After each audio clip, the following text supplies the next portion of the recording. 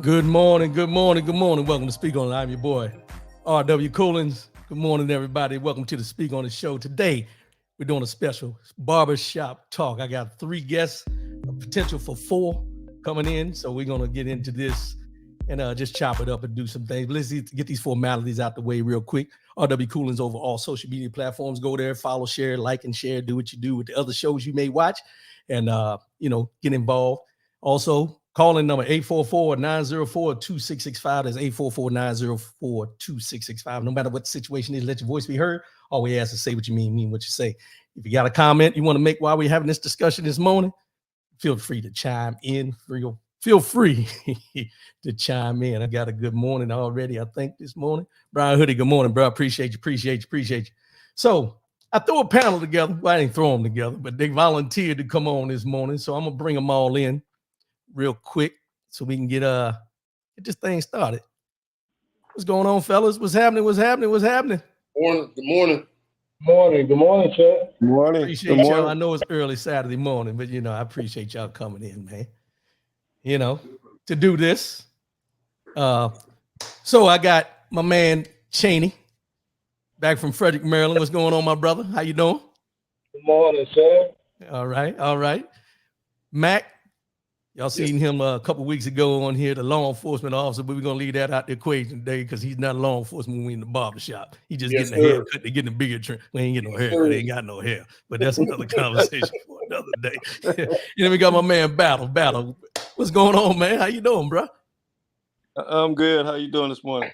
Good to see you, man. Good to see you. It's been a minute, man. So let me give you background how I know these brothers before we get into the Cheney. I know from back in the day, growing up, high school, Frederick, Maryland, born and raised. That's where we're from.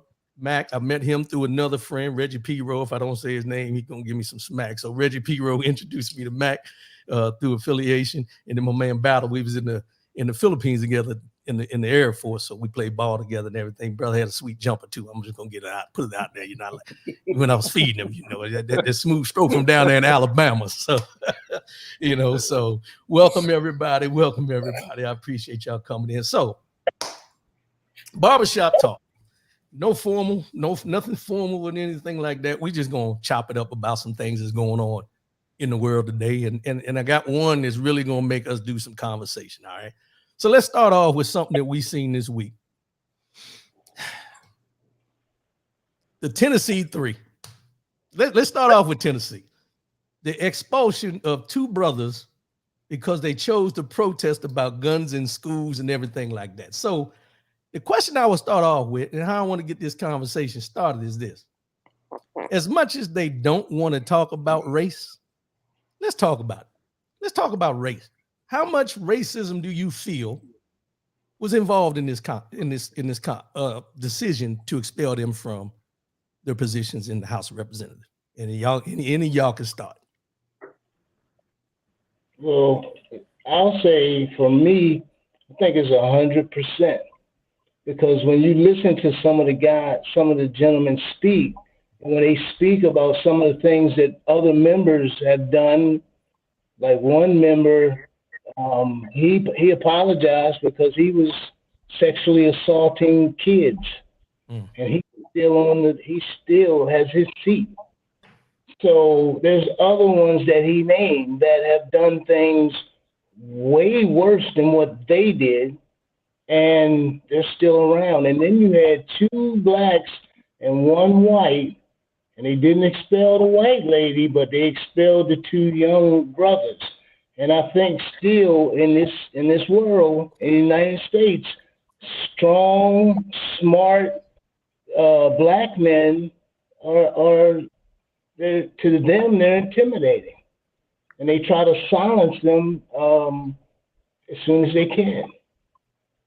That's Well, I heard one comment where somebody said that they were called uppity because of the position they were in. So let's go. Go ahead, Mac. Talk to me. No, I would agree with what the brother just said. I believe that in this instance, I believe that one of the most important things that they need to consider is the fact that there's still this little thing called the Constitution, and they do have freedom of speech. And so do they? Oh, absolutely. Well, I say that facetiously, but do they? Because sometimes what I know, and we all know, what the Constitution says and what they choose to recognize are two different levels. Correct. And it's according to what you look like, who you are, and all those type things. So I'll ask again, do they? Well, again, and I feel where you're coming from with that. Right. But again, they do have that freedom of speech. However, now, does everybody necessarily want to respect their freedom of speech? No. But they do have it. And in this instance, especially dealing with gun violence and so forth and so on, I think that's something that they definitely should have addressed 100%, because it's starting to kill us across the country, left and right. Right. Left and right. So it was huge. Let me defer this to my man. OT, you in, right? You good? Can you hear us? I think OT having some technical difficulties. Battle. Being a brother, born and raised in Alabama. Talk to me. Well, absolutely, it was a racial thing. They've always tried to silence Black people that have anything to say about any type of situations like that. So it did not surprise me one bit that the two Black representatives were expelled and the white lady was not. It did not surprise me at all. But I do think that this situation is going to backfire on the GOP there, because if you look at the protesters outside, I would say 75% of them were white kids. Yeah. And I don't think that's gonna benefit the GOP at all.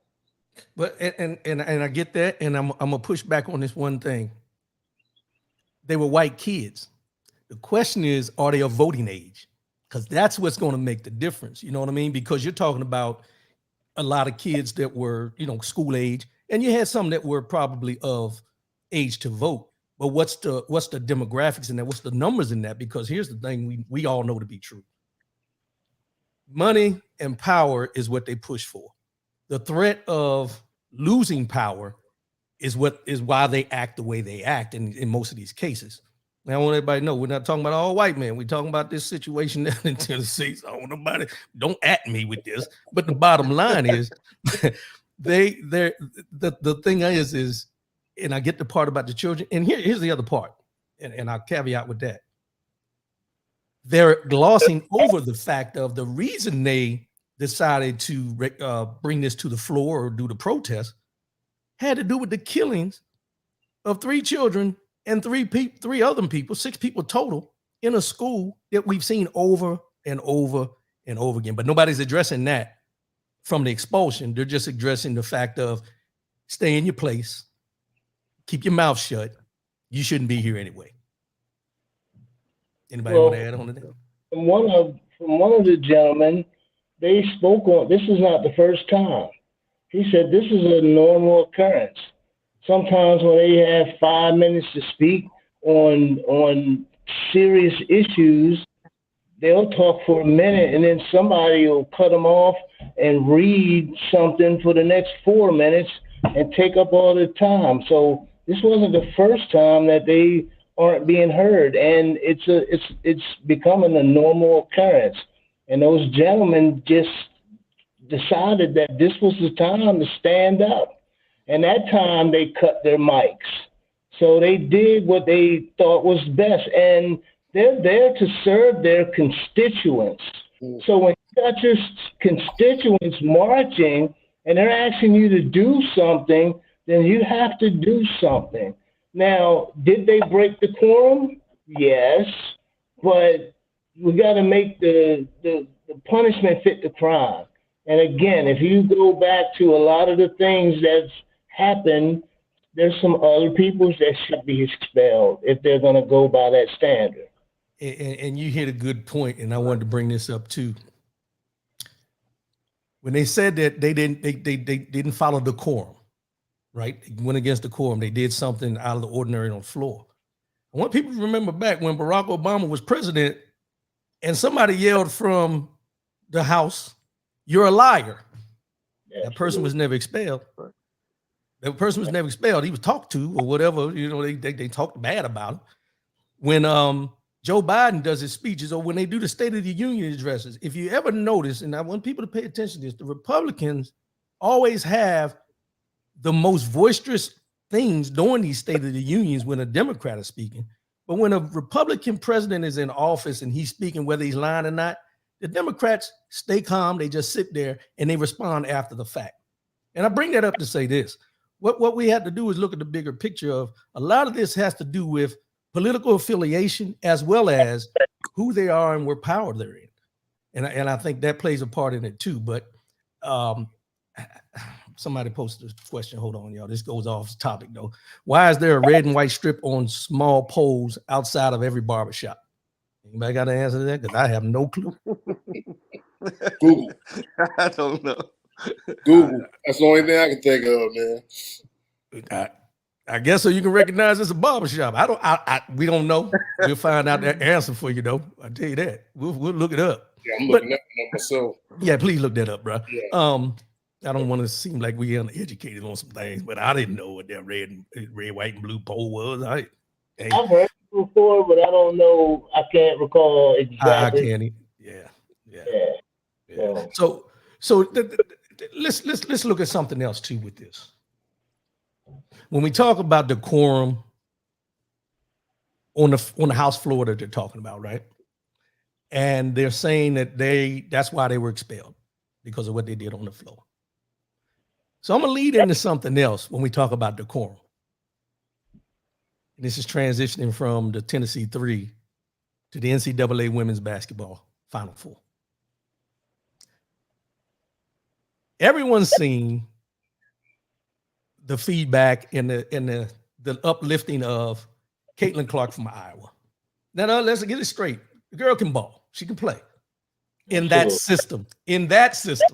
Let's just be real. Anybody who's an athlete knows certain players are great in certain systems. So she was great in that system.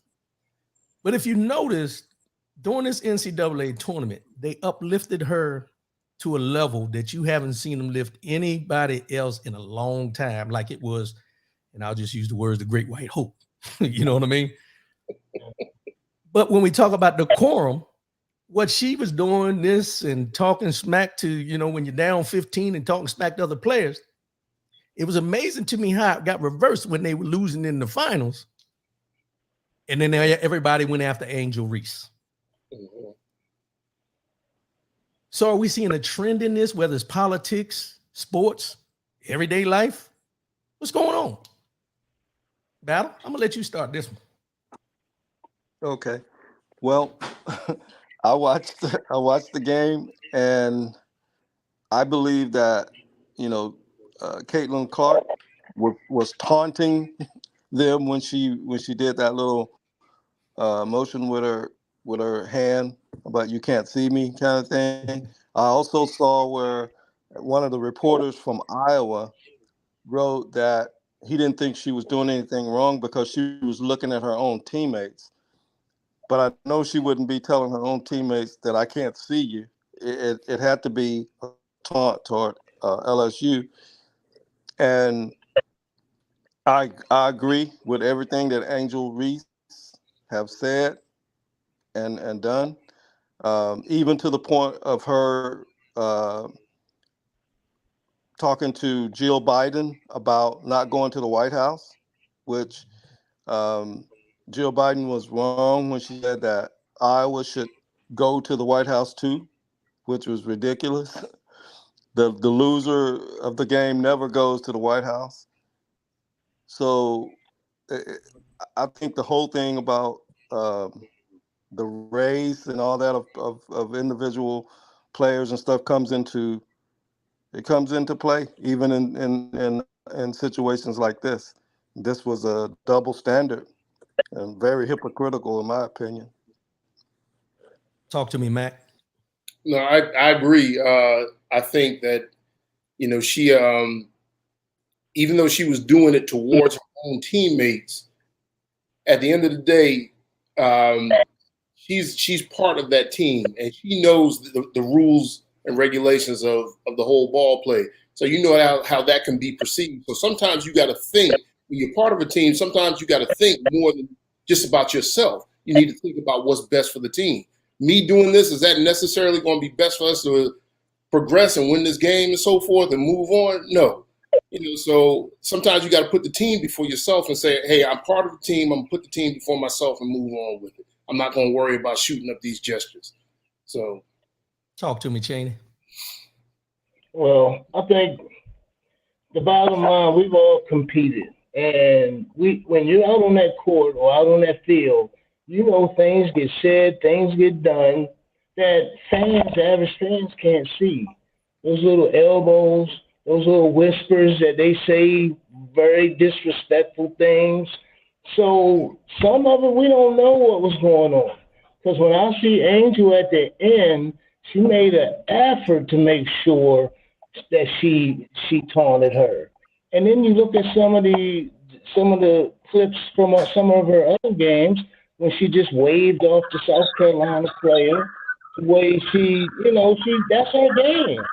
But number one, she gets preferential treatment, and number two, when black athletes do it, they're called uppity or they're called disrespectful. And I think it ties in the same way with the Tennessee Three. Those two got expelled because they spoke up. They want Angel to be humble. You want a championship, just be humble. And she's from Baltimore, and she's not humble. She's confident, borderline cocky, and there's nothing wrong with that. But it's just a double standard. She did nothing more than what the young lady did to her. But she did it in winning and not in a losing cause. So I think all of us have played sports one way or another. OT, good morning, my brother. How you doing? Good morning. Good morning. Good morning. Glad you can make How it y'all in with fellas us. doing? Yes, sir. Yes, sir. You got some feedback too, bro. Yeah. Oh, there it is. No, you're good now. It sounds all right now. But look, so I'm gonna say this. When we see these things like this, right? When we talk about Tennessee Three, and then with the Caitlin Clark and Angel Reese thing, I want did everybody hear what Dawn Staley said after they lost to Iowa? In her press conference afterwards, Dawn Staley said that the media labeled her team as being bullies, not playing basketball the right way. They were this, and I can't remember everything, but basically it goes back to, and I remember it well, when Don Imus called the Rutgers basketball team a bunch of nappy-headed hoes. Let's just be honest about it. But when Dawn Staley addressed it, you could hear a pin drop because it was true. And then Angel Reese said the same thing all season long. Y'all have called me ghetto. Y'all told me I was this, I was to this, I was to that. But with Caitlin Clark, they put her up on this pedestal. And how many people heard of Caitlin Clark before this NCAA tournament? Only you? Well, yeah. you probably follow Iowa basketball or something. That don't count. So OT, give us your opinion on that. I mean, as far as the way it was handled or the way it went about, what's your opinion on it? Well, because I find a double standards, right? Because at the end of the day, we all competitors. You know what I mean? Regardless of what sport you play, you're a competitor. But you gotta have that same energy, regardless if one race do it and another race do it, right? And that's what it was all about. Clark did the same thing, right? And then next thing you know, Angel do it, and it's totally different labels. Like, okay, all right, well, racism lives. We all see it. It's been a staple, period, point blank.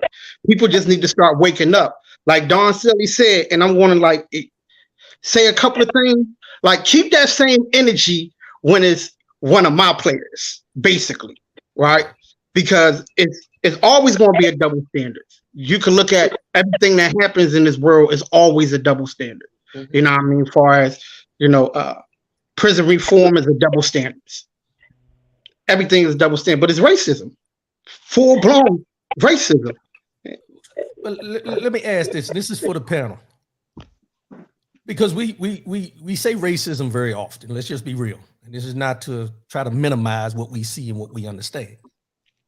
But would we label this as racism, the way it was handled, or implicit bias towards Angel Reese compared to Caitlin Clark? No. Nope. Why not? Why not? Nope. Because if you want to say it's bias, I mean, Angel Reese is one of the top players in college basketball. Clark is probably the second best in college basketball, but she can shoot. So it ain't biased. It ain't biased. Well, it could be, because you got to think about it. Because here's the thing about implicit bias. Implicit bias means that you're choosing something, you're biased towards something because you understand that better. So the bottom line, the reason I'm asking this is, being that Caitlin Clark is a good ball player, Angel Reese is a good ball player. And I said it before. Could it be more leaning towards Caitlin Clark because she was the great white hope, as they say, in this tournament, which caused everything to seem more of a, stated towards racism rather than an implicit bias. They're biased towards her because they're hoping she wins so they can put white people on the map playing basketball again. I don't know. Somebody help me. I think if it was actually biased, if you really look at some of the comments that were made, I'm talking about a lot of the comments that were made, they were racial. They weren't biased. They were calling her all kinds of names, and they were referencing her race. So to me, there may be been a few biases, but for the most part, that's racism. It's embedded racism. Like if you switch that, you look at Larry Bird, you look at what's the running back that played for Charlotte. Now he's at the 49ers. Whenever you get a white person that plays a sport or position that's predominantly run by black folks, then they get the extra spotlight.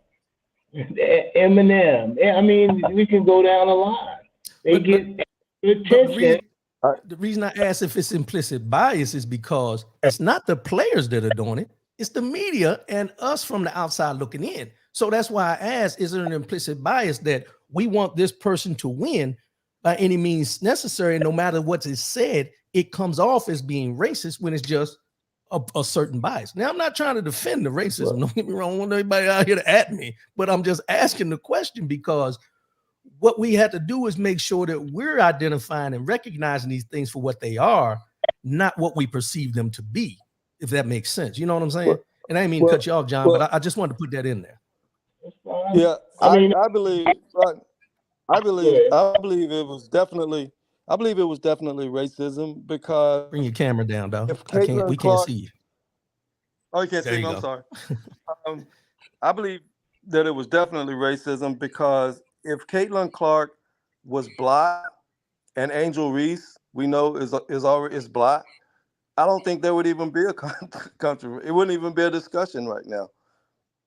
If they were both black, I don't think there would be a discussion because the fact that Caitlin Clark is white is what creates the whole discussion and creates the whole issue.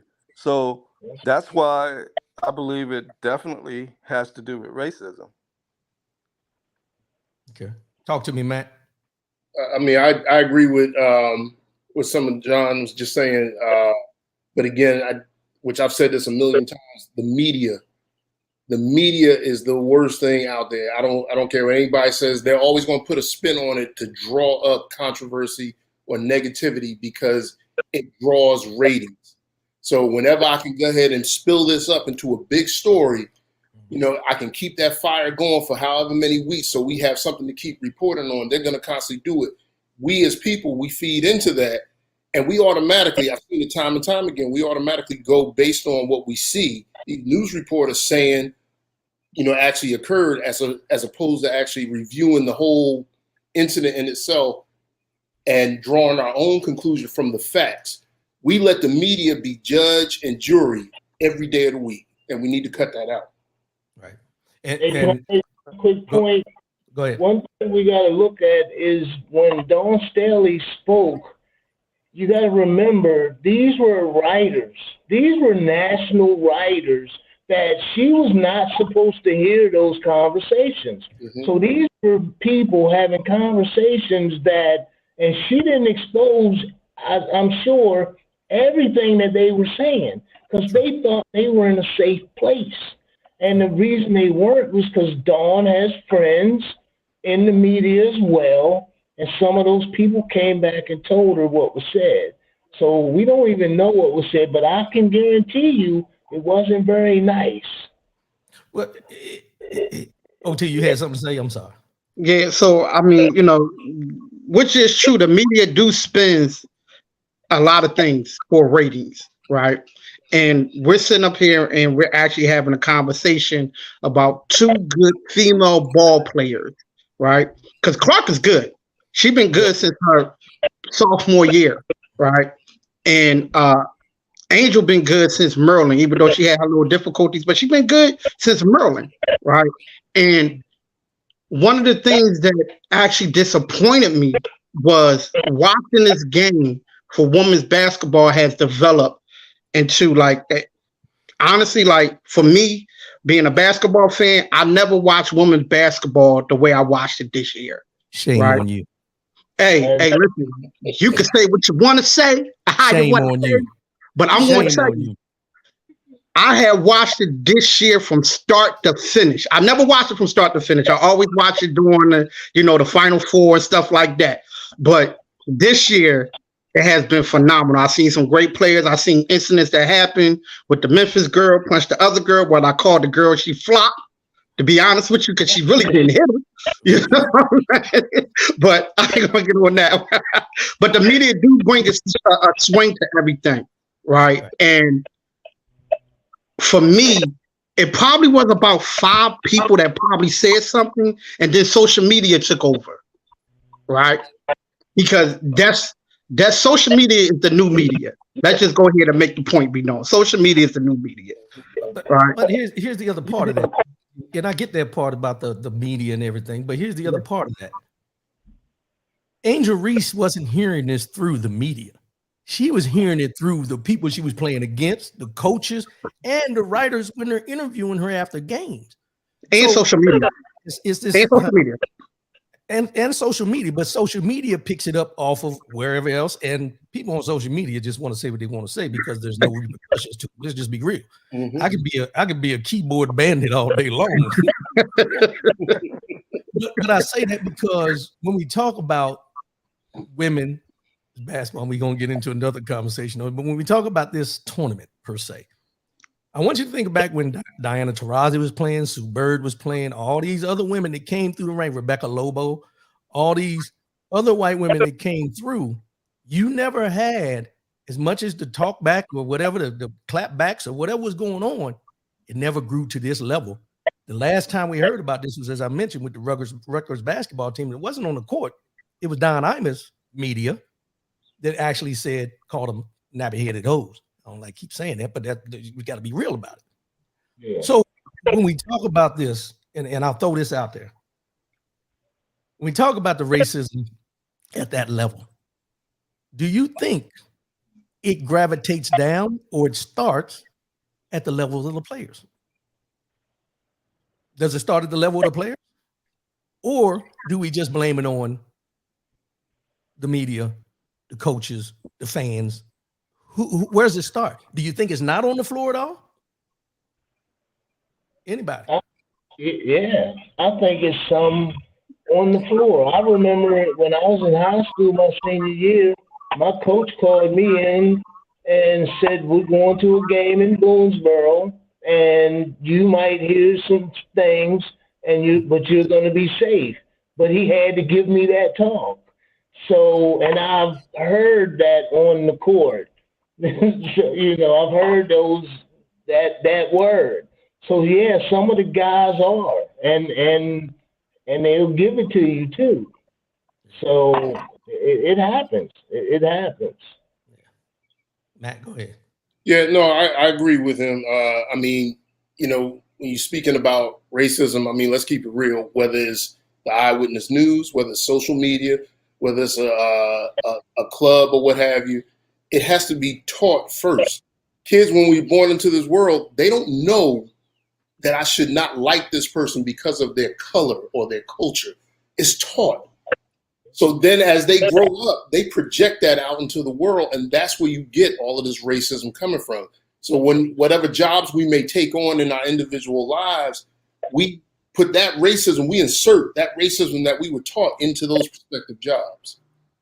So talk to me, OT. Oh, my fault. I'm sorry, bro. Go ahead.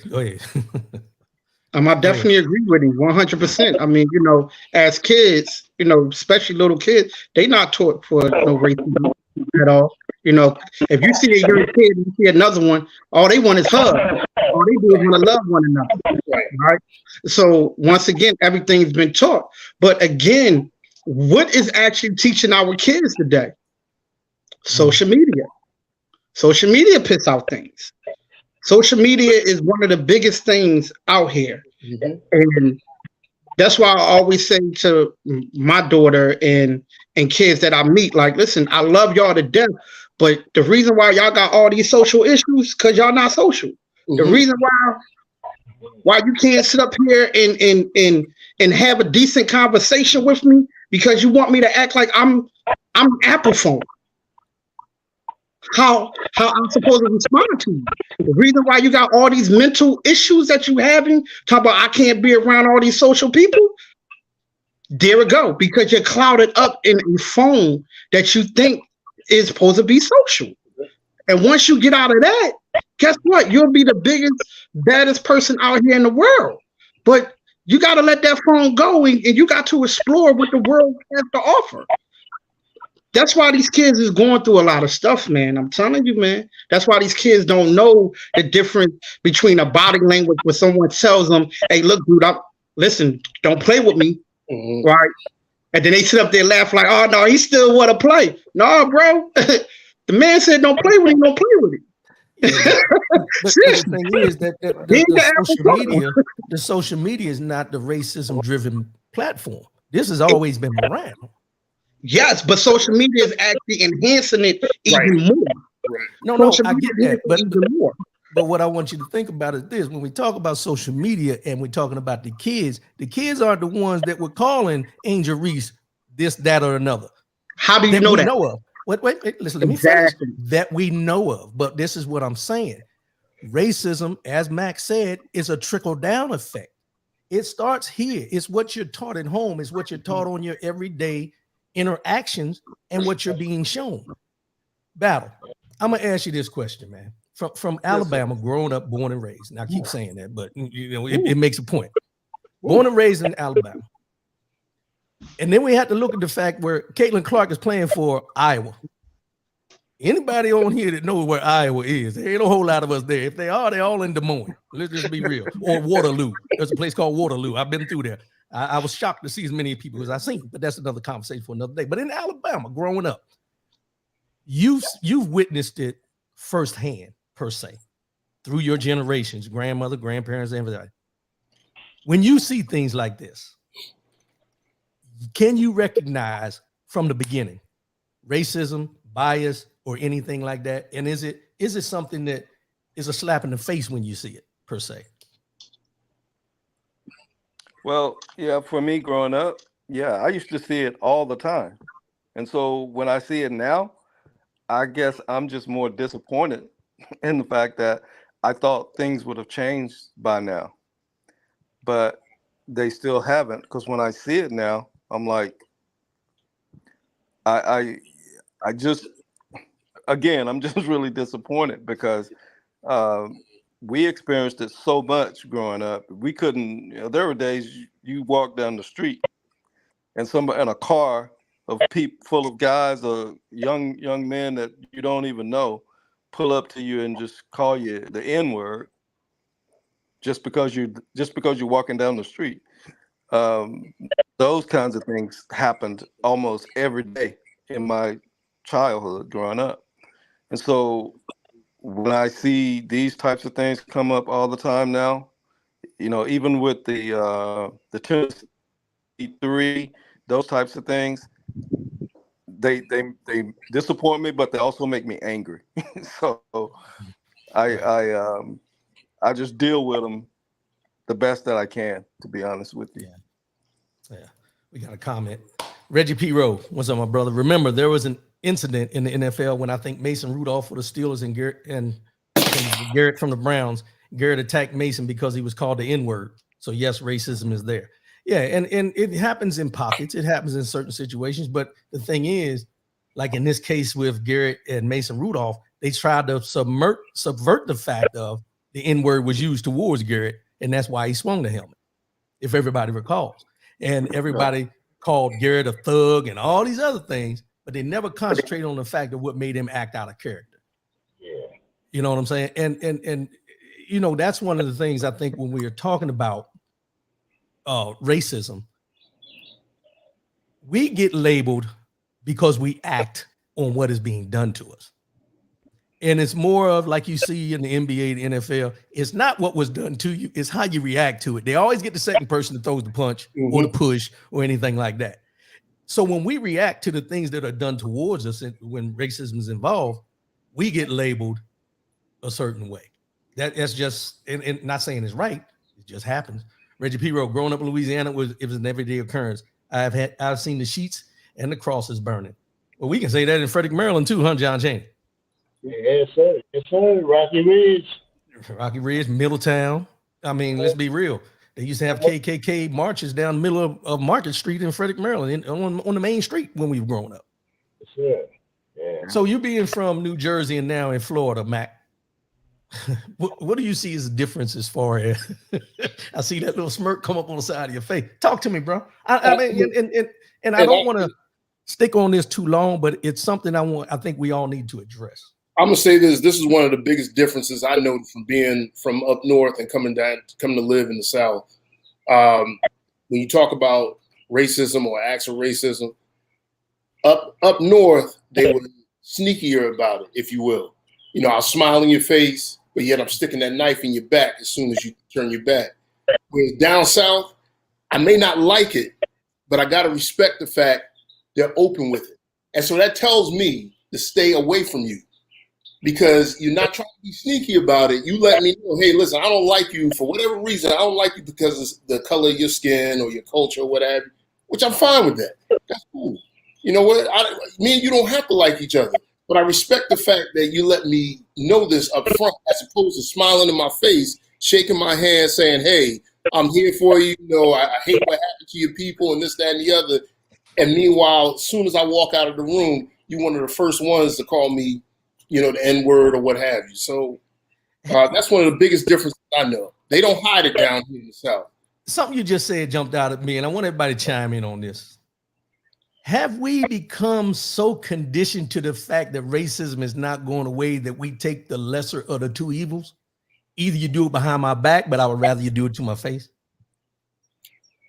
Okay. You know what I'm saying? So I'm gonna say this. It's kind of like if let's say it's not racism for a second. Let's say I'm just having a disagreement with another brother. Mm-hmm.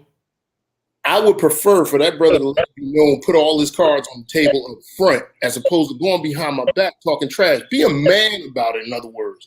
Go ahead and put it out there for me. Now I know where we stand. As opposed to sitting there saying, hey, I'm down with you, this, that, and the other, and then I'm going to turn right around the minute he walks out of here, and I'm like, yeah, man, I can't stand him. I'll be getting hit by a bus as soon as he get outside. That's what I mean, in that context. Okay. So, Mac, talk to me. I mean, Chaney, talk to me. I'm sorry. Well, I can say that some, I can't say all, but some really don't know. Some really don't take the time to really. I had two white friends, and I called them both racist, and they didn't like it. And but then what they did is went and did some self reflection. And basically, what I pointed out to them is, when we see it, when we see any racism against us, we speak on it. But I said, when you see it against your um, nationality, you speak on it. So what's the difference? And when I addressed both of them, they were mad, didn't speak to me, and then a year later, they came back and said, John, you know what, man? When I started thinking about it, he said, man, you were right. And I think some of them don't really, they think because they have a friend or they got two buddies that's black that they're not. But sometimes they need to see it. Somebody needs to point it out to them and call them out on it. Mm-hmm. Not be scared to call somebody a racist. Racism to me is one of the easiest things to spot, but one of the hardest things to prove. Yeah. Battle, talk to me. Yeah, I agree with what everybody said, and what you just said about us just accepting the lesser of two evils. But yeah, here in Texas, for example, there are a lot of racism here. So when I reflect back on my upbringing in Alabama and how open people were with their racism, I see a lot of that same thing here. So I'm kind of in a familiar place. I actually have friends that I talk to that are white. That I have one friend in particular that I work with, and he and we get into these really heated conversations sometimes, and he'll call me a racist in a minute. And I always tell him I'm not a racist just because I'm calling out racism. He thinks I'm racist because I will say something about I may say something about something that's going on in the country right now. Like, for example, we were talking about the January 6th thing, and I was telling him that if those people would have been black that stormed the Capitol, they would have all been shot dead, I believe. And he automatically assumed that that I'm a racist because I made that comment. But I honestly believe that, and that's what I told him, is that I'm not a racist just because I'm telling you, or I see something from a perspective that he just can't see it from. Right. But yeah, I totally agree with what everybody else is saying. Yeah. Talk to me, OT. I mean, ain't nothing for me to say. The brothers done already spoke. One of the things that I can say is that now, is your opinion racist? Right? Just because you have an opinion doesn't make you racist. And I think that's one of the lines that are being drawn when it comes down to racism. Right? Because you can have an opinion about something, but just because that opinion don't match up with someone else's opinion, they throw out either the race card or it's some white supremacy going on or something like that. And it's just an opinion. It's just my interpret of what is going on in society.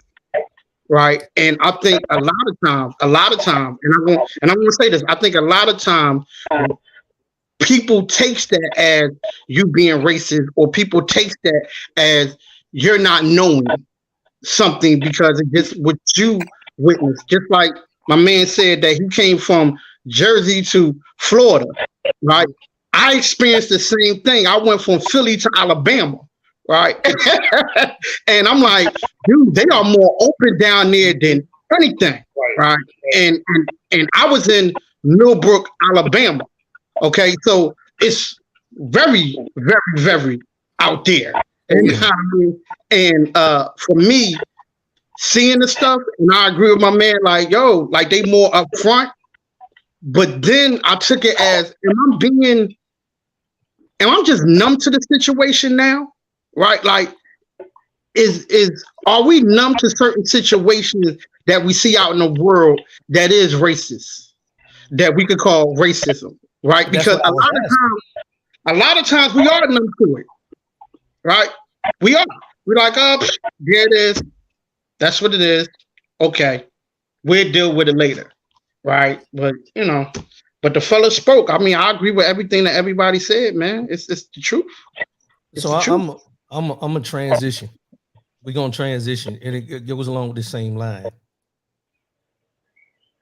And this is gonna step on some toes, and I want y'all to be prepared because I did this for a reason.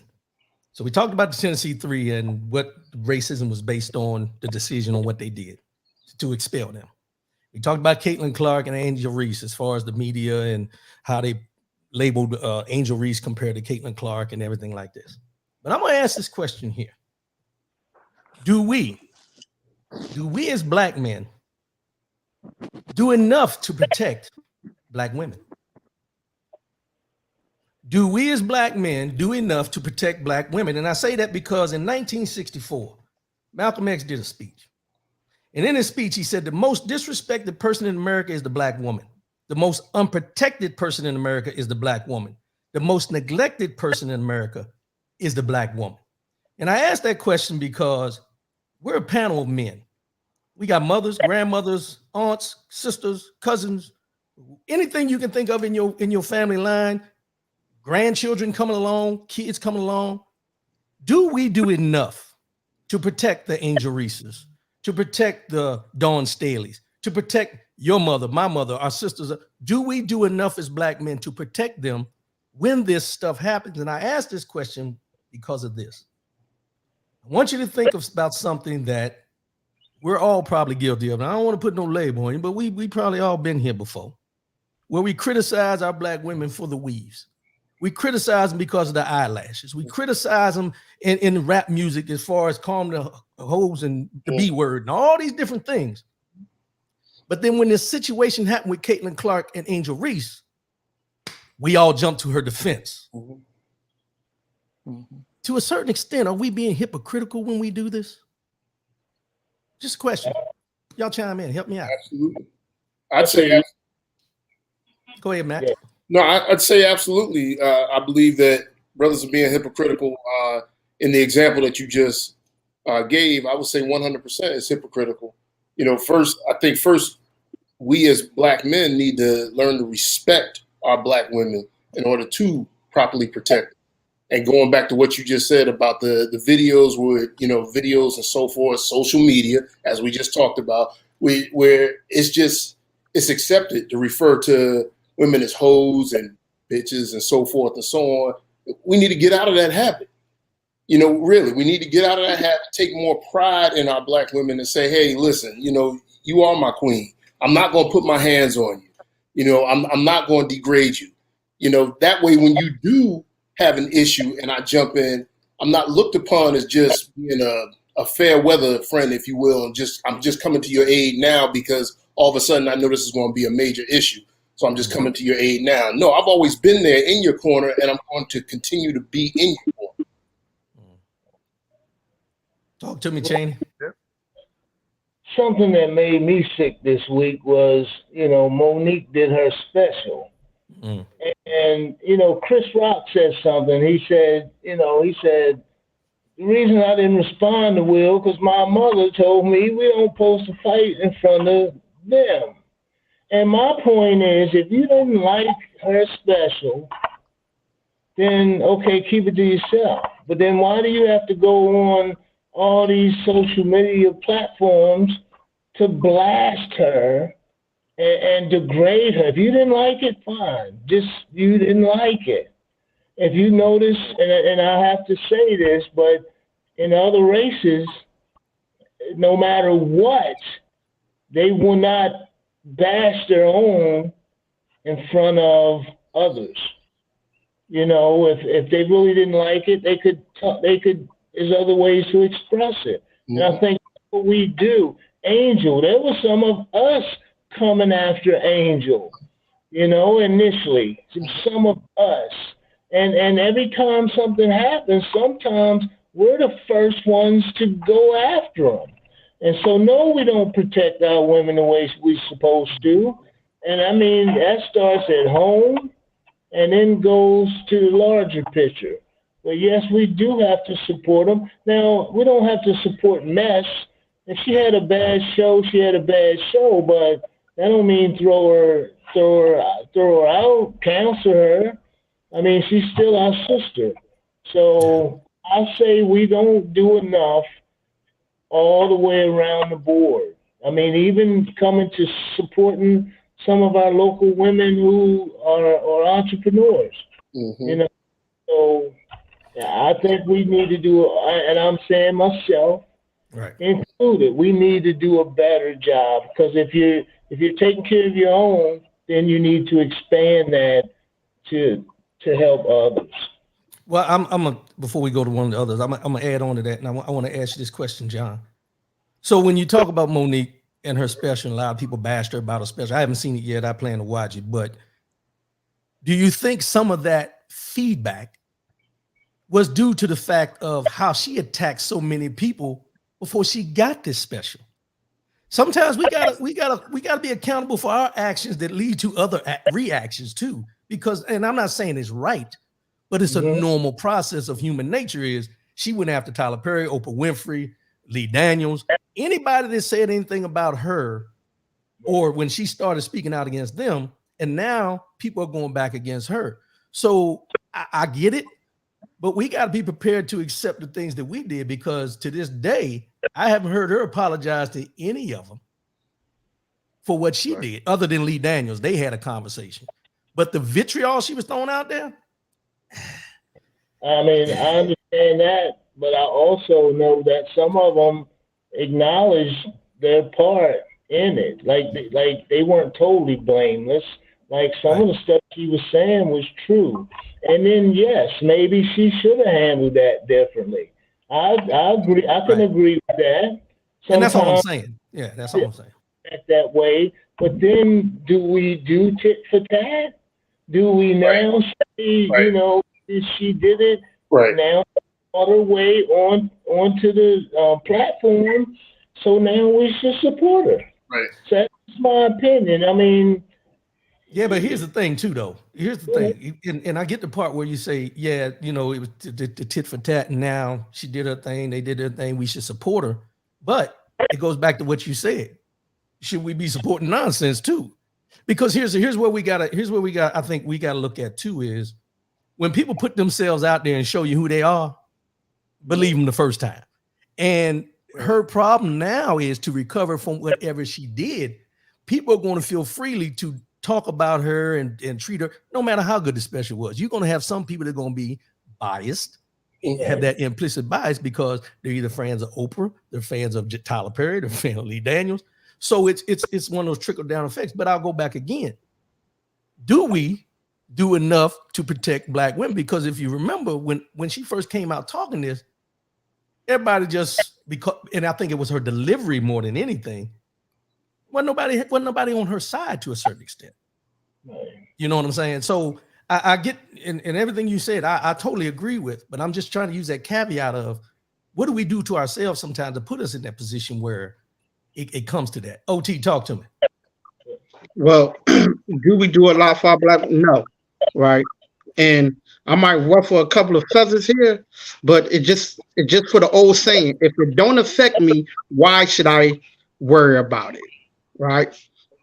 If it don't affect my family, then why should I worry about somebody else's family? And that's what it is. That is what our culture is based on. If it don't affect me, then why should I worry about if it affects someone else? Right? And that saying means a whole lot. Because I can give you examples when it comes down to, you know, women that need to be protected, and guess what? They're not, right? You can walk out there and you can see a woman getting beat, and you be like, "Nah, bro, that ain't my business right there, cuz." Shit, you know what I mean? She need to go ahead and deal with that. Him or her, right? Right. Once again, all that's saying is that's none of my business because it's not affecting me. That is what's going on in the world today. Period. If it don't affect me, then why should I care? And that is happening right now. People might say, "Oh no, OT," you know what I mean? Like you wrong for saying that, but it's real. It goes to everything that's in this world right now. So would you want to talk about us protecting them? No, we're not. We're not. Not 100%, but we protect the people in our family. Right. We'll make sure they're straight. Do we? Hey, listen. I know I do. I don't know about nobody else. Well, the reason I say that, the reason I say that, because you said in our family. But here's the thing that I know to be true, and I think we all can attest to this. We protect to a certain extent. We ain't going all in all the time. Because here's the thing: if that statement you said was a true statement of we going to protect our family is bigger than just our sister, our brothers, and all that. That counts to, if we gonna call ourselves family, what's up, my brother? What's up, my sister? That includes everybody. And I say that because if this was the case, and I'm gonna go back, and I know we were all younger at this time. Snoop Dogg has one of the biggest platforms in the United States of America right now as a rapper. He's on everything you see. He's gone mainstream. Put it this way, white folks love him now. What did he get his start with? Labeling our women, the B word, hoes, all the things you can think of, minimizing our black women to be anything less than. And his platform that he started with has gotten him to that level. Why? Because we didn't call it out from the beginning. We bought the albums. We sang the albums. We listened to the music. We did everything to support what he was doing, not just him, and I'm just using him as an example right now, but that whole era, Ice-T, Tupac, well, right. Tupac wasn't as bad, but Biggie, all of them. And we didn't speak up at that time and say, nah, bruh. Because why? We didn't see it as being talking about people we know. We thought they were talking about people we recognize as being know who they were saying that they were. That's why I bring up this fact of protection. If we're going to protect, we don't do enough. And I'm just going to say we don't do enough because sometimes what we do is we pick and choose who we're going to protect. Case in point, when Angel Reese, when that media blitz came at her, everybody jumped to her defense. But I guarantee before that tournament started and that happened, everybody talked about her weave. Everybody talked about her eyelashes. Everybody talked to her about her demeanor. We, as a community, talked about Angel Reese until they talked about Angel Reese. That's all I'm saying. See, come on, bro. Come on. Once again, I'm going to say this. If you look at women's basketball, especially college, let's take away from basketball. Let's look at every woman we see in the United States of America every day that has a weave like Angel Reese has and the eyelashes like Angel Reese has. And how much criticism do we give to say, why she got that on? Why is she this? Why is she that? We're all guilty of it. Somehow, some way we're guilty of the BBLs. Let's just go here. If someone decides to get an enhancement, who are we to judge? But we quickly judge. We do not. But here's the thing. We judge our sisters, but we praise Kim Kardashian. We praise those. No. I'm not saying you. I'm saying society and us as black folks. People, if you lined up 10 brothers right here and told all 10 of them they had a chance to get with Kim Kardashian, they jump at it. They would overlook the fact of all the work she had done, all the things she had done. But if you line somebody up and say maybe a Cardi B or Nicki Minaj, the first thing they're going to recognize is the work she had done. That's what we do. And that's why I'm saying I don't think across the board we do protect our black women. No matter what decisions they try to make, they have to be accountable. But why do we judge them harder than we judge anybody else? And why don't we protect them that way? Battle, you've been quiet for a minute, bro. Talk to me. I'm sorry, bro. I'm passionate about that one. But I'm sorry. I was just enjoying the conversation. Because I agree with everything you just said, man. I don't think we protected our women way back, like you were saying, with the music and all that kind of stuff. I personally have always tried to not say negative things about our women and stuff. I have 4 girls myself, 4 daughters. So anytime I even hear someone make a negative comment about their hair or anything like that, it it makes me real angry. So I I don't think that we have, as black men, we have defended black women enough in our in society at all. So we If can we do lined up more. 10 black women, if we lined up 10 black women right now and asked them, do they feel protected by us as a whole? How many of those 10 do you think? And I want everybody to answer that. How many of those 10 do you think to say that we do? One. One, maybe 2. Many Talk as to me, should, Cheney. not as many as should be. And I'll just say too.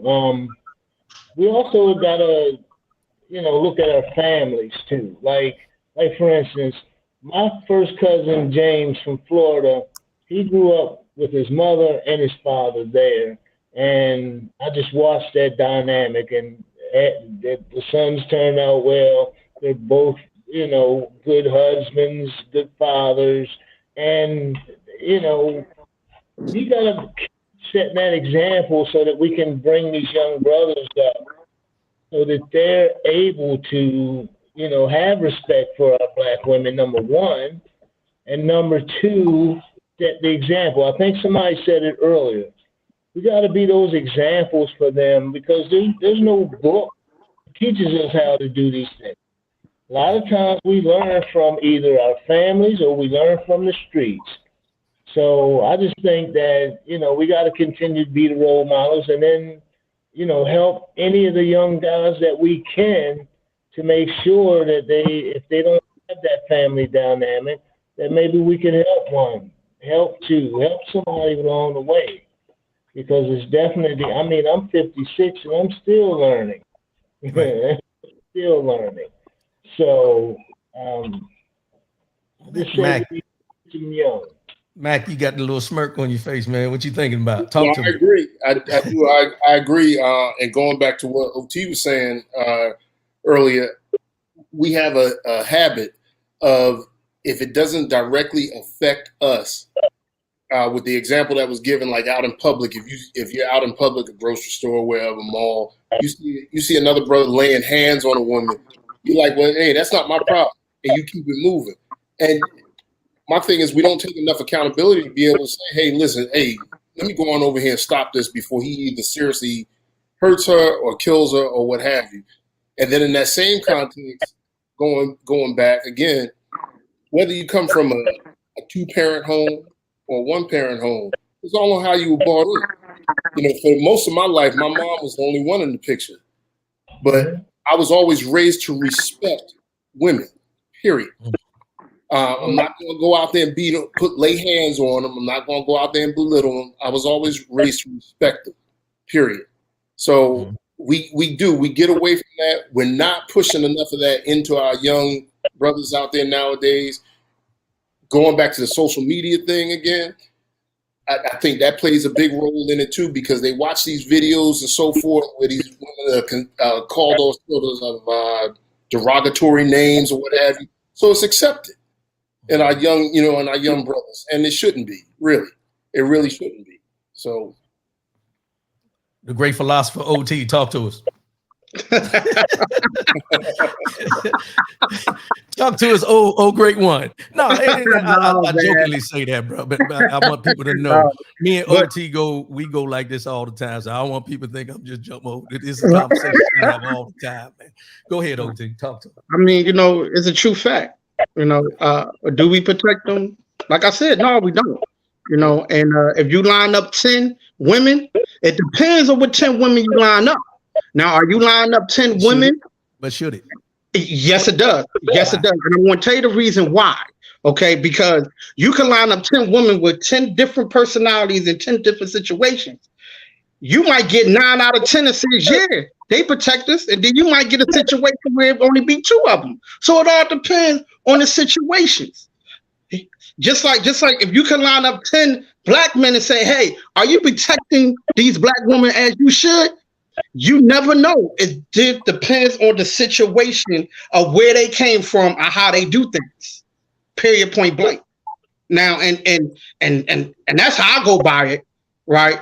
And well, I mean, all 10 of them up. Line all 10 of them up and ask them this: do you think a black man would defend you? Then just ask that question, and then see where it goes. Not all the caveats in there. Just ask the question. And the only reason I say that is this: I would think 4 out of 5 would say it. I won't go 4 that out of 10 would say it. 4 out of 10 would say yeah. 4 out of 10 to say yeah. Once again, you got to remember who you lining up.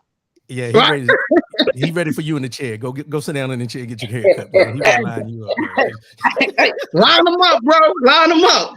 No, I get what you're saying. I know what you're saying. Where's your barber anyway, bro? Because I do need a cut. This is supposed to be barbershop talk, and I ain't even got a cut, bro. This a family show, bro. Don't do that. Battle, talk to me, man. Talk to me. but like I said, I still think that, you know, for the most part,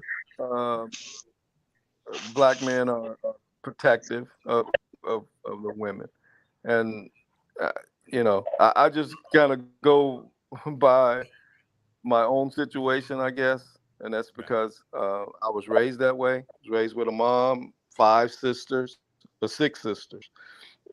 So I've always had to be protective of my sisters, and I had to be protective of my girls. I have four girls, so you know, I see things probably in a different perspective, I guess, because of that. So I would say this, and I think all of us have the same consensus, and I bring this up just to get just some feedback, but in the consensus of what we just talked about, all of us are going to protect what we know in our circle. That's just normal. That's what we do. We protect our pack, our circle, or whatever. Situationally will be people that we see, people that we may know, people we may see through the media or anything like that when we get on, like we said, Angel Reese and all that type thing. Do we protect our black women? I think we do, to the best of our ability. However, there's that caveat in there where an OT kind of touched on it. You know, we have this stigma about some black women that got too much mouth, got this, and the thing about it is does that minimize the fact of whether we should still protect them or not? And like I said, this is from a speech back in 1964. What's changed? We have black women are some of the most educated in the United States of America, and they don't get the benefit of the doubt. Not even by us. Let's just be real.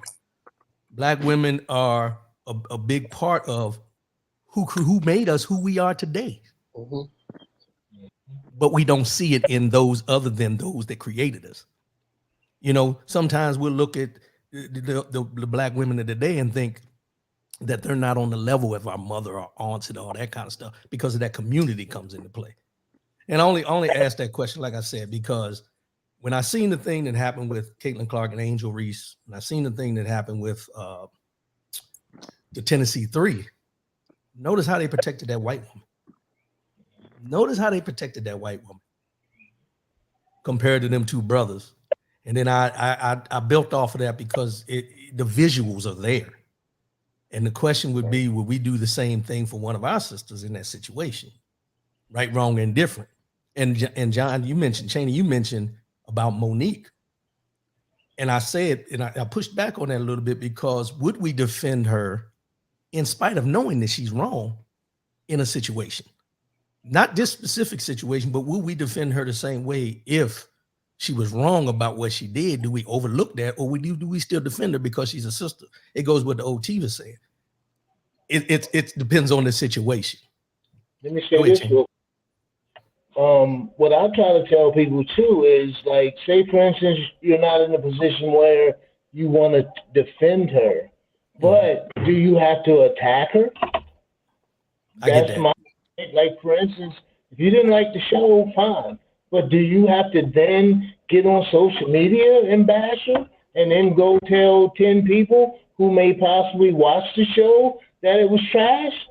Instead of just saying, oh, I didn't like it, and tell a couple buddies, and that's it. But ain't that what we do? Isn't that what we do, though? and I say that, isn't that what we do? Because it's the same thing like I mentioned about Angel Reese with the eyelashes and the weave. I've read all kinds of things about her through the season. And then when it came to this, everybody jumped to her defense. It's kind of like if you talking saying something about your brother, and then somebody else say something like, oh. wait a minute. I ain't gonna let you talk about my brother like that, right? So that's kind of what that was. We're talking about it, but as soon as somebody else talk about it, we got to defend her. So I'm not saying any of those are right or wrong.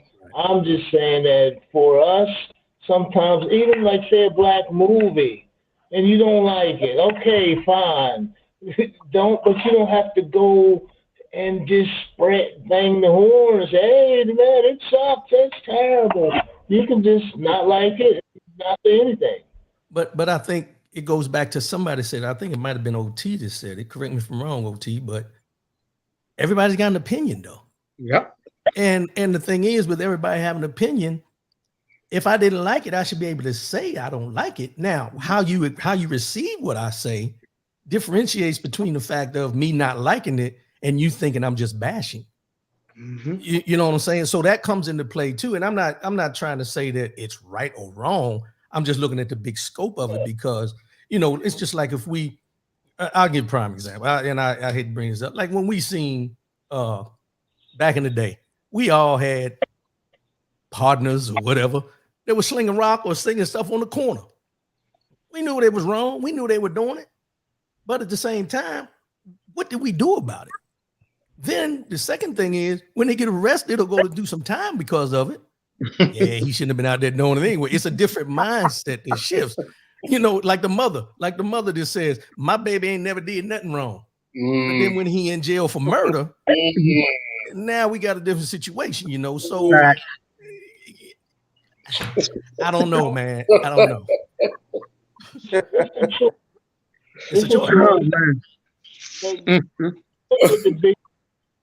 I look at the fact that in order for us to get more movies on or to get more entertainers, the more successful they are, the better off. So sometimes we got to watch a bad movie to get a good movie.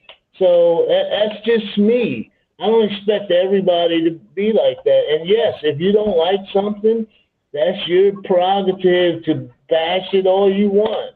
That's just how I choose not to. It's just like if I go to a black restaurant and I don't like it, okay, I might say, hey, I'm not going back, but I'm not going to then get on social media and bash it.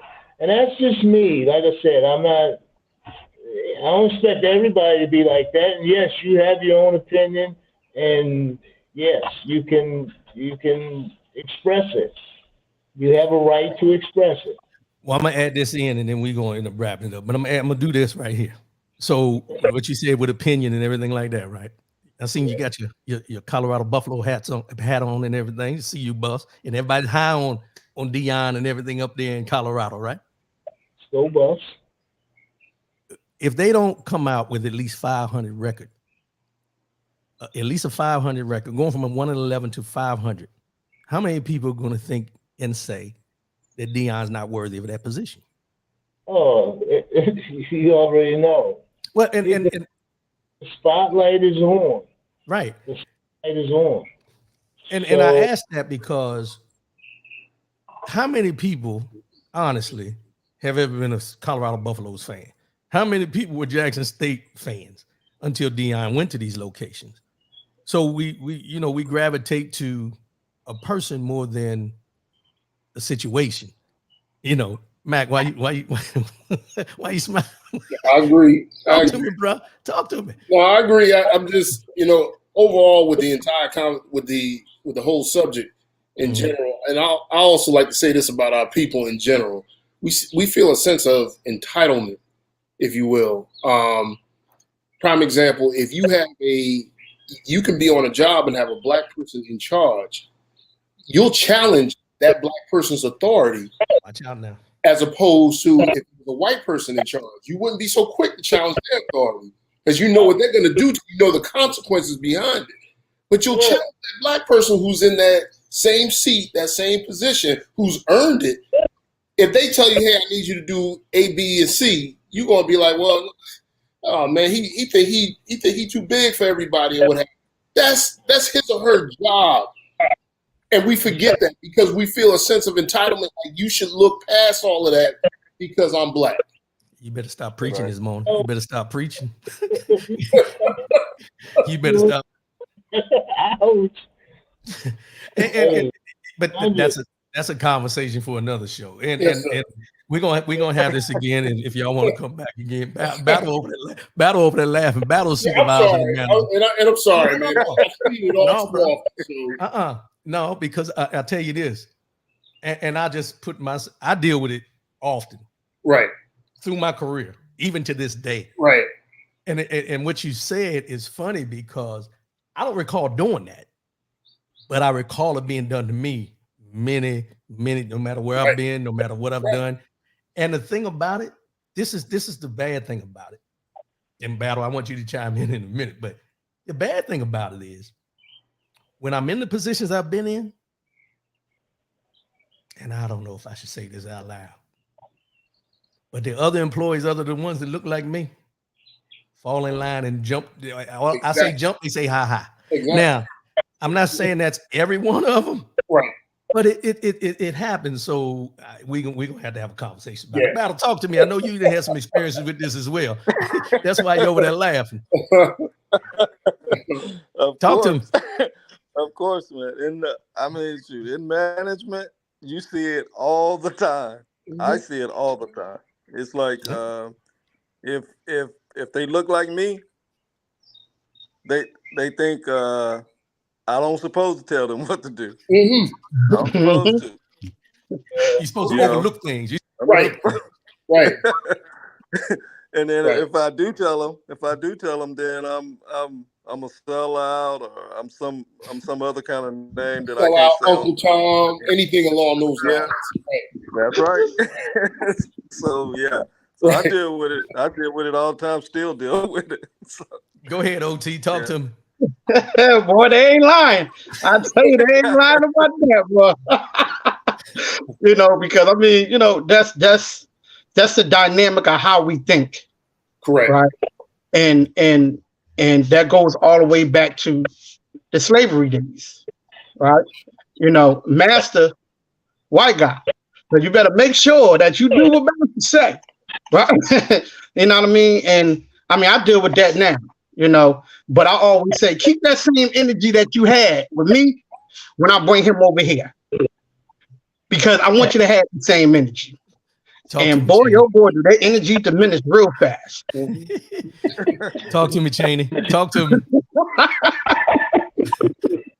It's a thing. I noticed it at my job where I have a black supervisor, and some people don't feel like she should be over them. So it's a thing. It's definitely a thing. So I'm gonna ask this question. I got to straighten my head up for this.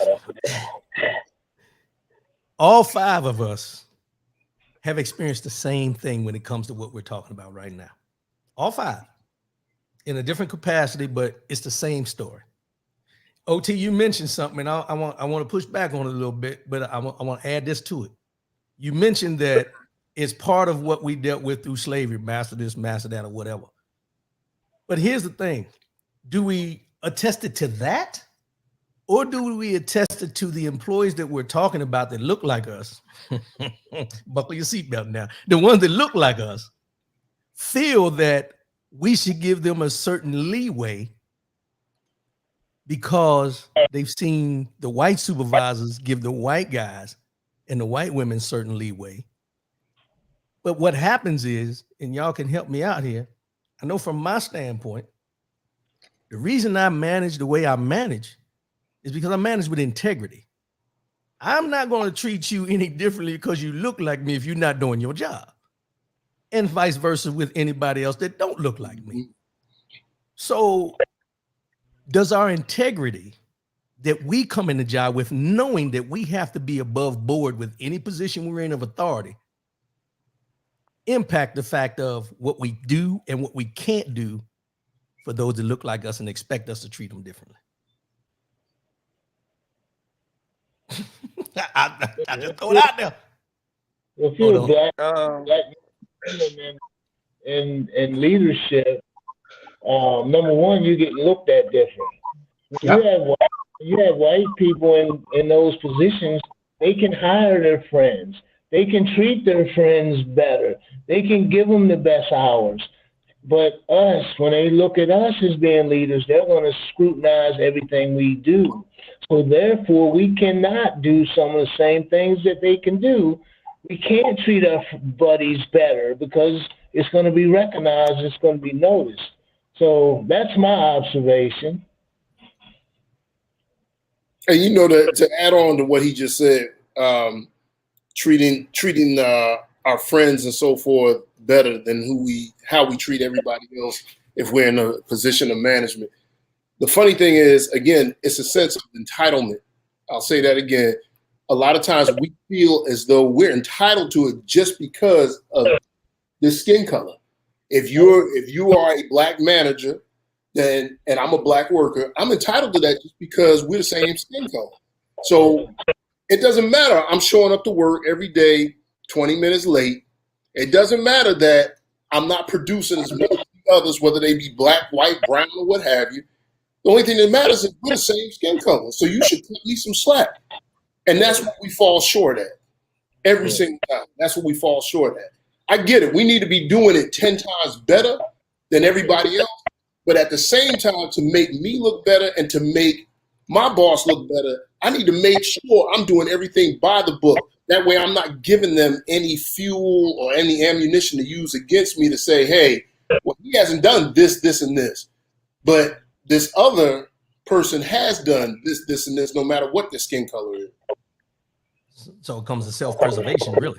100%. Yeah. Talk to me, O. I definitely agree with y'all, but it's one thing that I can attest, this new generation now, right? I always tell them, whatever this book say, because I call the handbook the Bible. I said, you see this book right here?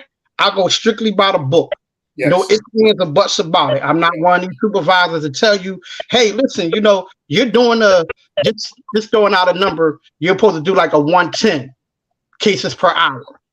And the other supervisors give you slack, not me, because I believe that book, as a VP told me, he said that book will have you keep your job. As long as you go by that book and what that book say, that handbook, you ain't gonna have no problems. And I go by the handbook 100%. But now with this new generation now, boy, I tell you, man, I mean, they act like you owe them something. Like, thank you for being here at work.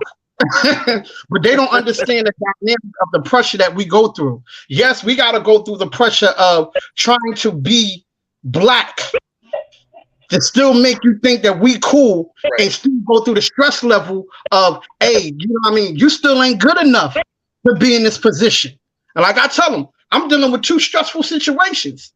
You know what I mean? I'm hood, but I gotta be professional at the same time. So I'm dealing with the corporate level, and then I'm dealing with you not understanding that I gotta deal with the corporate level, right? So at the end of the day, come here and do your job and do it for the best of your ability for you and your family, and you ain't gonna have no problem. None of us. You know what? To add on to what OT was just saying as well, to add on something to that, I've seen it time and time again.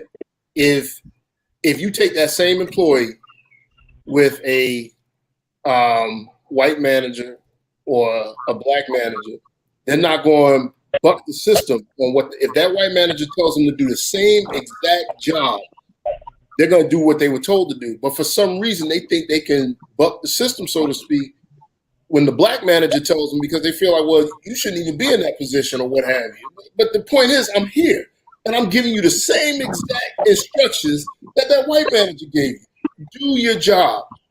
Just do your job. The book, like he just said, the employee manual, what have you, that's the gospel. Because 9 times out of 10, when you lose your job, that's what they look into. They look in that book to find one of those underlying reasons in that book to get rid of you. That way you can't come back on them and say, hey, I got rid of you for nothing. I think we're, and I want to say this the right way. I don't think we're giving our younger generation the benefit of the doubt that their parents are raising them correctly when we had this conversation. And I say that because when we say these things, you know, it's a sample size of the ones that feel this way. Because here's the thing: we say younger generation, but let's be clear. We got some people that are the same age as us doing the same thing. It ain't no generational thing.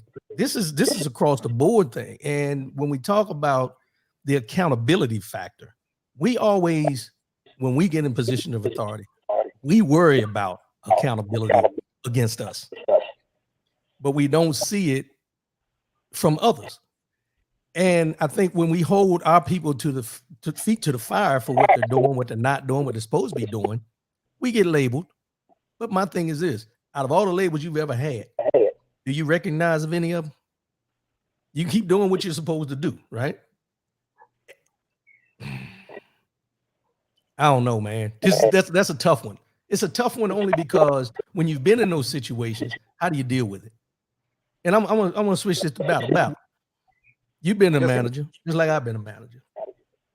How do you deal with that when these situations come? Say if I'm your employee, and I come to you and you telling me to do something, I'm like, oh man, if I was white, you wouldn't have me doing this, but I guess I'm gonna go ahead and do it. If you was a white supervisor, you would do this, you would do that. How do you deal with that? Well, the way I deal with it is whatever we had down, like OT, I think it was said earlier, whatever we have written down, handbooks, the job descriptions, and all those things, I make sure they have a copy of it right in front of me, right in front of them. Yep. And I say, look, this is your job. This is what we hired you to do. If you can't do this, then turn in your resignation right now, because it all boils down to whether or not you believe you can do the job and you're ready to do the job. If you're not gonna do the job, you're a waste of my time. You're a waste of your own time. So I don't. I try to stick with whatever the policies are, whatever the procedures are, and then that way, I'm covered in what I'm doing, because I have sit in more grievances than I really want to even talk about right now. Right. Where people are grieving fire, and they got fired because of something that they did, some violation of a rule or something where they did not do their job and they got fired. And so, but I can be honest and say I've never lost one of those grievances, because I try to follow the guidelines. About the policies. I try to make sure that they do what they're supposed to do. So I'm gonna put this in there, and then I'm gonna ask everybody. I just want a yes or no for each one of them. I'm gonna start with Cheney and work our way around. Do you feel that anybody takes the time to apply for a job, interview for a job, and accept the job, not to do the job? Cheney? You saying do you think anybody goes through the process of doing an application, doing an interview, and going to a job to not actually do the job that they were hired for? I've seen it. Nah, I've seen both ways. But most people, if they go through all that, they're going to work. They're going to perform their job. So I would assume. I would probably have to agree with that. Until they get in, I'll say those bad apples, until they get in and find a way to manipulate the system, get around what they don't have to do, so they think they don't have to do, then they'll do it. But yes, I would agree with what Cheney just said. Battle, what you think? Yeah, I agree. I think people, when they apply for a job and they go through that whole process, they plan to work. In most cases, I think when they get there, though, they see other employees manipulating the system. They see situations that they feel they can get around. So yeah, then they learn bad habits. A lot of times they learn bad habits from other people. So OT. you experience that a lot in the workplace. Talk to me, OT. Do I think that they go through the process? No, and I want where I'm at and what my profession is as selectors. No, I don't think so. I don't think so because if you go through and this is me, I had taken many of people through the whole interview process, then took them out to the warehouse and showed them exactly what they're going to be doing, and then we hire them and they don't even do the job. Nah. Is it that they refuse to do it or they just can't do it? No, they just can't do it. Nah. So I go different than refusing to do it. Mm-hmm. I go back and say it starts out with the interview process. So a lot of people really don't know what they actually getting into. So well, I'm asking that question. No. I'm on a yes and no thing. Because nowadays people manipulating the unemployment system like, hey, work 3 months. Well, we ain't going down that rabbit hole. But I'm tell you why I asked that question. It's manipulating the system now. I'll tell you why I asked that question. I asked that question, and we're gonna wrap this up. But I asked that question for this simple fact. As we mentioned, we all been supervisors, managers, or whatever. So we've been hired. We hire people. We go through the process. People come in, we see their application. Application looks good. We interview them. Interview process goes good. And then they get in there. And I say normally, the environment, as Mac was saying and as OT said, the environment starts to affect them probably within the first 60 days. Mm-hmm. That's a good employee. Normally, some of them, it hits them in 30 days, depending on who you got them training with, right? Right. So I asked that question because now I have to step back for a minute and say, when we were talking earlier about how we're treated as managers and supervisors by people that look like us that come in, can that be a caveat to the fact of the way the people already feel about us that work there?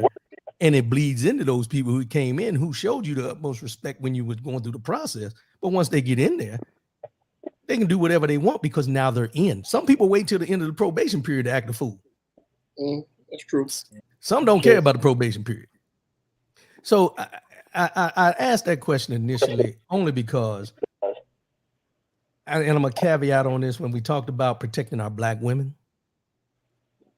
it's a caveat to the point of us protecting ourselves as well in the positions we're in, but also changing a behavior that we recognize in the beginning rather than laughing it off and having to deal with it later on. Some of us are guilty. I'm not saying everybody here is, but some of us will laugh it off when we call, oh, you're a white supervisor or you're a sellout because you're in a management position. We tend not to, we hear it, but we tend not to pay attention to it. But what we do is we let it fester. And by the time it gets to a point where we got to correct it, they've gotten so comfortable with being and having that viewpoint, we can't correct it. And now it's a combination of, I got to get rid of this person because now it's starting to bleed into the other employees around there. And now I always say, you only need one sacrificial lamb to change an environment. Sometimes you only got to fire one person and everybody else will fall back in line. I don't know if y'all agree with that or not, but that's just, I don't know. We're going to have this again, man. I appreciate y'all, bro. These some good discussions this morning, man. Y'all, it's it's the barbershop. This is what happens at the barbershop. A lot of people ain't never been to a barbershop, a Black barbershop. Don't know this is what happens in the barbershop. We went from one to the other, to the other, to the other. And Cheney, I'm gonna let you go ahead and start. Go ahead and wrap up what you thought about today, man, and what you want to maybe see us talk about in another segment of this. Hey, I think it was a great format. And I just think brothers getting together to share their thoughts and share their opinions is always a healthy thing. I think this dialogue can be nothing but healthy. Being able to meet some guys from different places and pick their minds and listen to some of their experiences. Excellent, excellent. I'm glad I was chosen to be on this one, and I appreciate it. And I it was appreciate great meeting the fellas. Great, it. great. Talk to me, So, Mac. Oh, I'm sorry, Cheney. I ain't mean to cut you off. You had something else? thumbs up. Thumbs All right. up. All right. Appreciate you, bro. Go ahead, Mac. Talk to him. Yeah, I feel the same way, man. I mean, everything from most importantly, one of the most important things you brought up today was the fact on how, whether or not we respect our black women and so forth. I feel like that's huge. That's something that's not addressed often enough, and it should be. But I'm hoping through doing programs like this, between just the five of us to those that are actually tuning in, I'm hoping everybody's getting an earful, starting to make the light bulb come on, so to speak, especially to some of the younger brothers, and they start to get a central idea. I'm sorry, I said just the younger brothers and the younger sisters as well. Yeah. Because seriously, if you are a young black woman or an older black woman, for that matter, that's tuning in right now, and you're going through some sort of domestic violence situation or what have you, realize it's time to wake up, sister. It's better to wake up now and do something about it, as opposed to waiting until tomorrow and not being able to wake up at all. Amen. That's real. Talk to me. Talk to me, Mr. Battle. Talk to me. Oh yes, I really enjoyed the show today. I really enjoyed being able to participate and have these conversations with other brothers here. I learned a lot, even though I'm an old man. I still I still learn a lot from these types of conversations. Um, the the the diversity of the group, being that we're all from different parts of the country, that that makes a big that makes the conversations a whole lot more interesting, I think. So I appreciate you inviting me to participate, and I hope you invite me again to participate. And just wanted to say thanks to all the other guys that are on the show for participating today. Appreciate it. Thank you. Appreciate you, bro. Talk to us, OT. Hey, first I like to give my apologies to my brothers out there, because I was late because the bus, didn't drop me off in time. So, I was waiting Was for it the the short bus? Was it the short bus? You said it. You know what I mean? So I basically missed my haircut appointment. You know what I mean? So brothers, I'm sorry to y'all, but I definitely appreciate this, man. You know what I mean? It was great dialogue, man. Especially looking at the dynamics of the group, it actually helped me a lot too.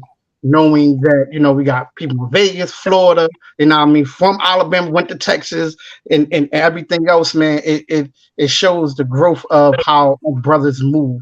So thank y'all for allowing me to be a part of this. And hey, man, listen, man, I'm ready to do another one now. You know what I mean? But this time I have a haircut this time, so I ain't got to worry about nothing.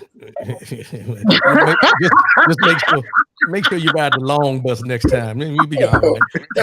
Hey, but no, on a serious note, man, I appreciate all y'all. Y'all reached out and said y'all wanted to be on, and I want to say I appreciate all the conversation that we had. One thing that I know, man, I come on here every Saturday morning and I can talk and talk and talk with y'all. I'm pretty sure y'all recognize that. But one thing that I did want to do, and I want to bring this up. My brother Big Al from the military brought this up and said, hey, why don't you do a segment like a barbershop talk? And when he mentioned it to me, I said, you know what, that would be a good thing to do. So I don't want to take credit for this concept or this idea. Got to give it to my brother Big Al. So I appreciate him for bringing it up. But the other part I wanted to bring in is the fact of these conversations happen all the time. The problem with these conversations is after they're done, there's no action to them.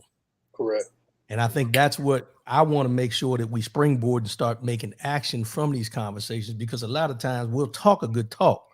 But when it comes time to walk the walk, we got, our feet hurt. We don't want to do the work that's involved in it. And I think having these conversations will maybe energize us. And one thing that you mentioned, Mac, when you say young brothers, young sisters, and you don't want to leave anybody out, I want us to start saying community again. Community. Yes, We're sir. a community. And I think that's one of the big things. And OT has mentioned this many times, and I'm going to go ahead and unmute his mic in here. But we have mentioned this many times on conversations we had about we've lost community. And by losing community, we've lost the basis of what we are all about.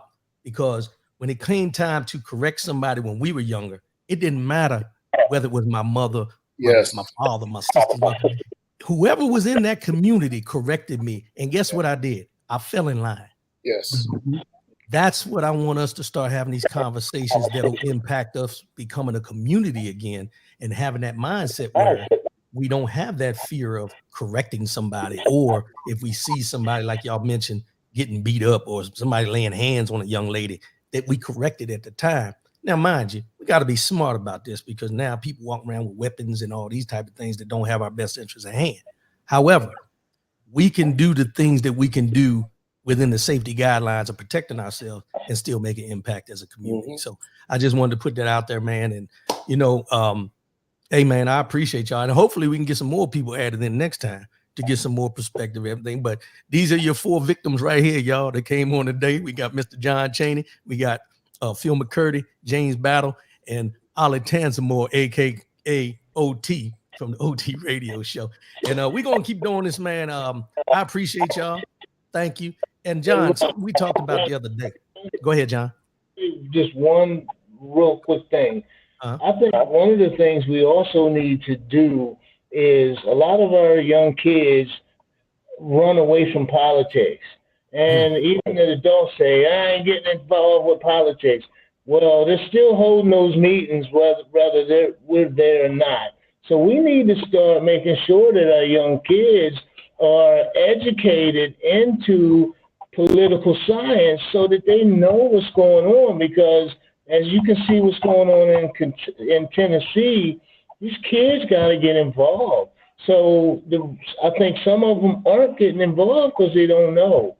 So I think we have to make sure that we educate them on, even if they don't get into politics, they still know what it is, where to go to the meetings, how to make their voice heard, that type of stuff. So that's my opinion. No, you just said something that I was going to touch on, and I appreciate that, because here's the thing. We had to get our younger generation to understand, and not just our young, let me just say our community. Let's just go with our community as a whole. We need to get them to understand that everything that we deal with on a daily basis is politically driven. It's politically driven. And until we get to the point of trying to understand, you don't have to be an expert. I get on here every Saturday morning and talk about politics. Now, I'm not an expert. But what I try to do is simply, and I don't like to use this word, but dummy it down or simplify it to the point where people that are listening can understand.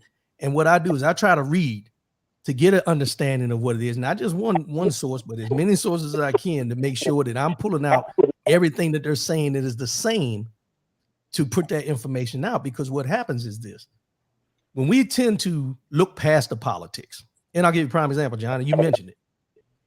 A lot of people know what happened with the Tennessee 3, right? Because it happened this week. It's headline news and everything. But a lot of people don't know what happened in Frederick, Maryland this week, with the sheriff in Frederick, Maryland has been indicted for buying machine guns. And what is he doing with machine guns? So those are all political things. This person is in a politically appointed position, which he was elected into, buying machine guns. We need to be aware of these things, whether you live in Frederick, Maryland, or Alabama or Florida, that these things are happening in our community, and they're not people that look like us. The ones they want to concentrate is the crime that happens in Chicago. Anytime you hear anything about community, they talk about the crime and stuff in Chicago, but you don't hear them talk about these high-ranking people embezzling money, or Clarence Thomas the other day got exposed for taking these trips, these lavish trips and things with this guy. And he's saying that, oh, well, they were from a friend. Well, there's certain ethics that come into play here. But we as a community need to pay attention to that and understand what's going on rather than just jump at the first story that they want to publicize and say, I knew they were doing it. I knew they were doing it. Well, if you look at the history, nothing's changed. The thing is, certain things have to be exposed, and those are the things they want you to know, not what you need to know. And that's all I'm saying. And it's a good point that the politics part, we need to get our people in our community more involved rather than just waiting until 2 years or 4 years to go to the polls. Yeah. It's just like a judge that just got indicted for bringing fentanyl in the country. Exactly. Yeah. Exactly. So we got to be on top of things. I just posted yesterday, if you're not engaged, you need to get engaged. And wherever you fit in, you don't have to be the leader. You can be a worker, but we all got to get involved. Because if you're paying attention to what's going on, it's time, man. It's time. And I want to put this caveat out there. Everything that we're talking about politically or otherwise is not specifically geared around racism, but you have to remember when all these policies, procedures, and the forefathers and all of them enacted and wrote all these things that we know as the amendments to the Constitution, Black men were only considered 3/5 of a man. Yeah. And they have done nothing to change those things. So if nothing has changed in the verbiage, then why do we think things are going to change in the actions unless we participate? Correct. Roger, who wrote that? Who wrote that? Wrote what? That we were 3/5 of a man. That was Thomas Jefferson, wasn't it? Roger Brooke Tawney from Frederick. Oh yeah, that Tanny, yeah, Tawney, yeah. Yep. Yeah. I was thinking about the so we got to understand the history, how we got here, and what we need to do to go forward. That's all. So in these barbershop talks, we're going to touch on some topics, not only political, but everything across the board. So I'm going to sign off now, man. We've been on here for an hour and 48 minutes, man. These people probably tired now, but we still got people watching. But I appreciate everybody tuning in today. I appreciate y'all coming in. Hey, we're going to do this again soon. I will not. Am I on next week? Yeah, I'll be on next week, and then I'll be taking a hiatus. I got vacation time coming. Y'all don't judge me. I'm going on vacation. But I'll let y'all know, and then we'll go from there. But for myself, Cheney, Mac, OT, and Battle, we appreciate y'all this morning. Thanks for tuning in, and we'll see y'all again soon. Let me go ahead and let me cue up this thing right here and get us out of here. I'll holler at y'all. Peace. Thank y'all.